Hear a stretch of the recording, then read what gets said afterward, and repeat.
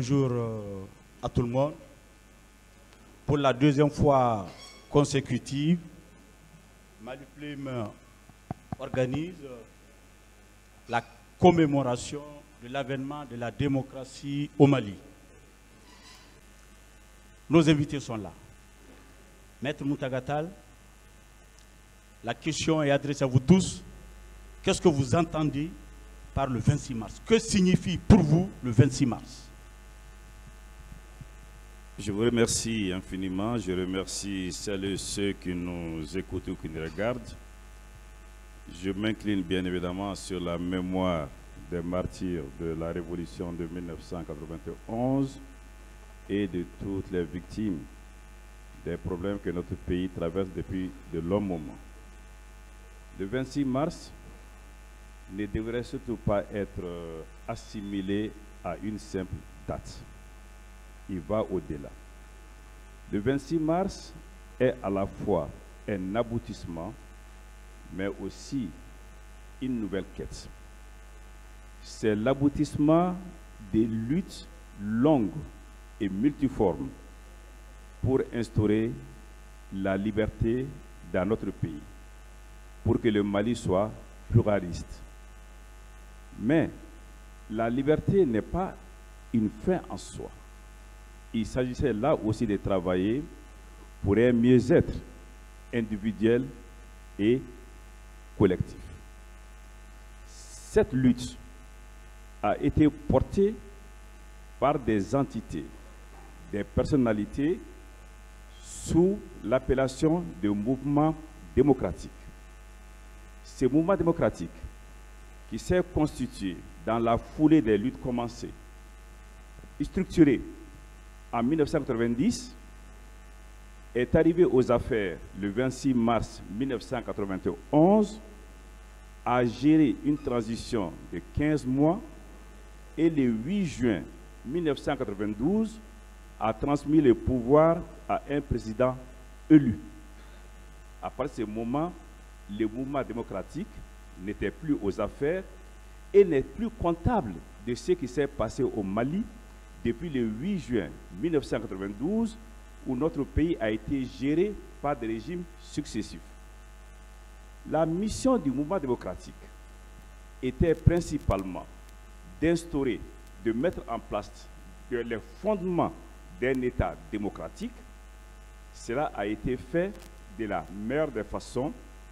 Et là, le mouvement démocratique a parfaitement rempli sa mission. Mais après, ce qui s'est passé au Mali pouvait engager des personnalités issues du mouvement démocratique, mais ce n'était plus le mouvement démocratique.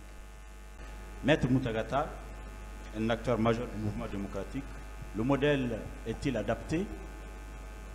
Je voudrais, pour me faire comprendre, être très précis sur un point. La démocratie est le meilleur des systèmes politiques. Les seules alternatives qui existent à la démocratie, c'est la dictature et c'est le populisme. Ceux qui ont vécu sous la dictature savent de quoi je parle. Le populisme, pour moi, dans les deux cas, on ne va nulle part. Le modèle démocratique, par conséquent, ne peut en aucun cas être mis en cause. Par contre, est-ce que le modèle implémenté ici a donné tous les fruits que l'on escomptait? Est-ce qu'il est parfait? Je pense que non. Il est adapté, mais il est perfectible. On doit aujourd'hui réfléchir, et c'est ce qui est en cours, sur comment incruster certaines de nos valeurs culturelles, économiques, sociales et même culturelles. Tout cela me semble important. Mais une autre chose, c'est qu'il est clair que des hommes ont échoué. Ont-ils trahi? Se sont-ils trompés? Mais pendant ce temps, des hommes ont tiré sans relâche la sonnette d'alarme pour dire attention, il y a des problèmes, on va vers le gouffre. À partir de ce moment, ma conclusion, c'est qu'il ne faut pas jeter le bébé avec l'eau du bain, il n'y a rien, il n'y a aucune possibilité de changer le modèle démocratique. On ne peut que le parfaire. Merci, Monsieur le Président. Prenons comme hypothèse un modèle adapté. En réalité, on a réussi au plan théorique à faire ce qu'il faut et on a un modèle adapté.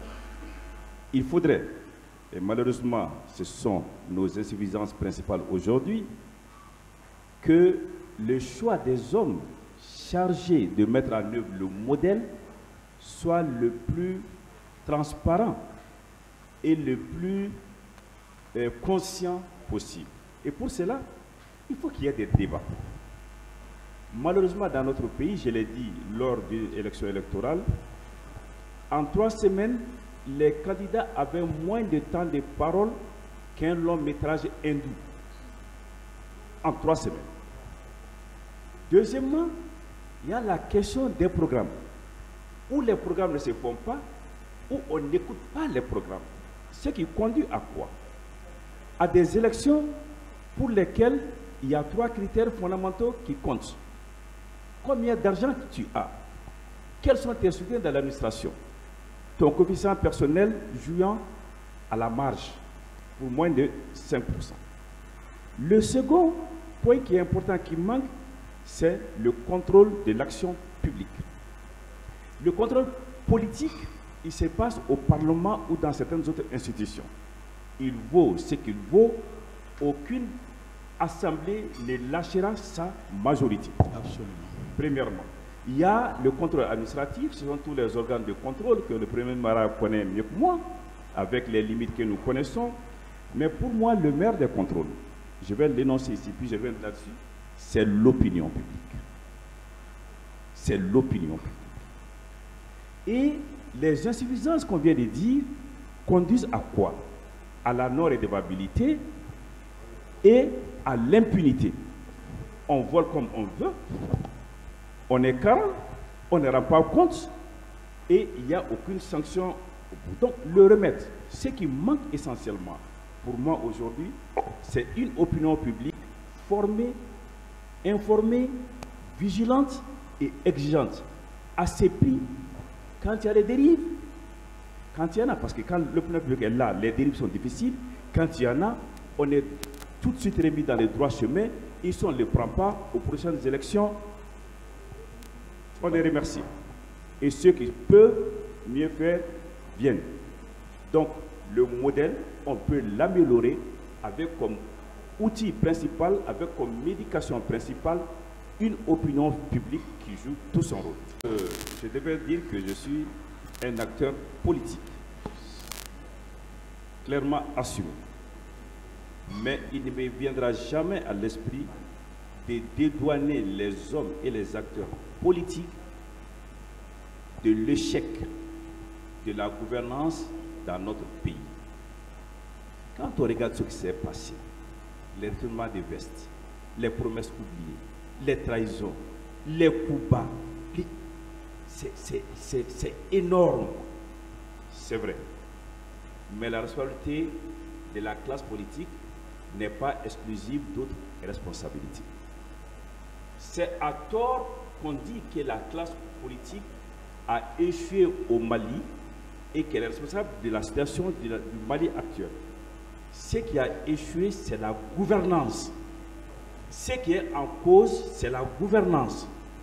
Et quand on parle de gouvernance au Mali, rappelons-nous que de 1968 à aujourd'hui, la classe politique a gouverné avec la société civile. Les militaires ont gouverné avec les civils. Les jeunes ont gouverné avec les aînés. Et là-dessus, à l'exception d'Ibrahim Boubacar Keïta, tous les présidents du Mali avaient entre 32 et 42 ans. Des jeunes. Les hommes ont gouverné avec les femmes, même si leur part dans la gouvernance, quantitativement parlant, n'était pas suffisante. Donc, c'est cette gouvernance qui a échoué. Pour autant, je ne dis pas que nous sommes tous coupables ou que nous sommes tous responsables. Moi, je considère que ça, c'est la pire, je ne dirais pas de lâcheté, mais des mauvaises analyses.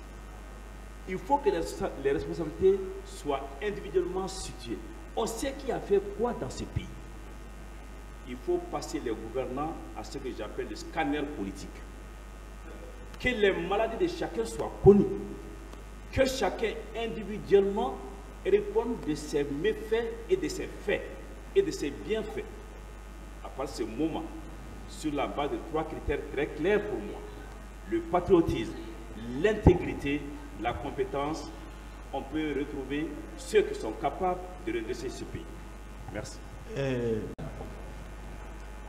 Je rappelle qu'il y a 72 heures, la Cour de justice de l'UEMOA a rendu un arrêt,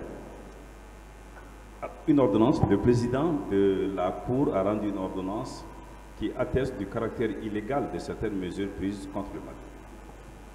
Pour autant, je pense que le choix qui a été fait de rester dans la famille CEDEAO, de discuter, était un bon choix. Il faudrait persévérer, mais comment y arriver? On y arrivera si, encore une fois, les Maliens connaissent les vrais enjeux, si on leur explique ce qui se passe et pourquoi ça bloque. Comprenant cela, si comme un seul homme, on dit, on soutient notre pays, on soutient nos autorités, et on le constate aussi, des concessions substantielles ont été faites.